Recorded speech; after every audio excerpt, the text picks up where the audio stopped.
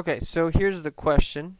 Find the critical points and extreme values of f of x equals absolute value of x minus 2 on 0 to 3. So our first step is going to be to find the derivative.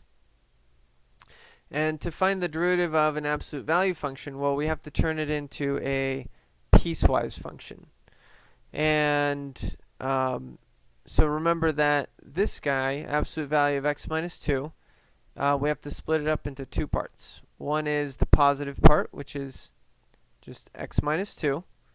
And the other one is the negative part, where it's going to be negative of this guy. So negative x minus 2, or 2 minus x.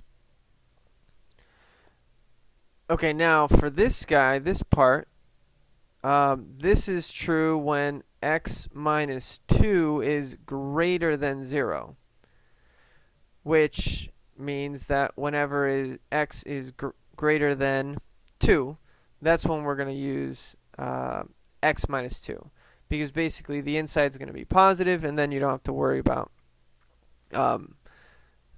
it being negative at all. So you can get rid of the absolute value. So it's x minus 2 when x is greater than 2. And then we use 2 minus x when basically the opposite of this one, so that would be when x is less than 2. Because if x is less than 2, then that means that the inside of the absolute value is going to be negative, so you find the negative of it and makes it positive. So notice that if you plug in a number that's less than 2 into here, it would be exactly the same thing as if you plugged in a number less than 2 into here. Okay, now to find the derivative, of this guy, let's write it down right here, is also going to be a piecewise function. Oh, and actually I forgot. When x is equal to 2, in this case it doesn't matter which one, so we'll just put it here, because notice that they're both equal when x is equal to 2. Okay, now the derivative is also a piecewise function. And then you just get the derivative of each one. So the derivative of this guy is 1 when x is greater than 2. And the derivative of this part is negative 1 when x is less than 2. Now notice I didn't write the equal sign right here. That's because remember, the derivative is a limit, and that means that it has to equal coming from the right side and the left side. But this guy, if you get the derivative coming from the right, it equals to positive 1. If you get it from the left, it equals to negative 1 at 2. So the derivative is actually discontinuous. So it's not defined at x equals 2. So, well, that right there gives us our first critical point. Because remember that the critical points are all the values where the derivative is either 0 or does not exist.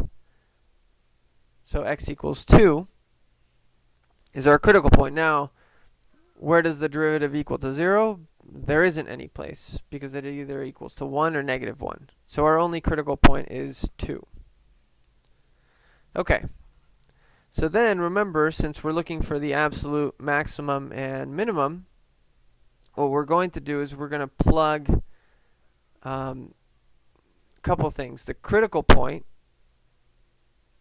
or points, and the endpoints also.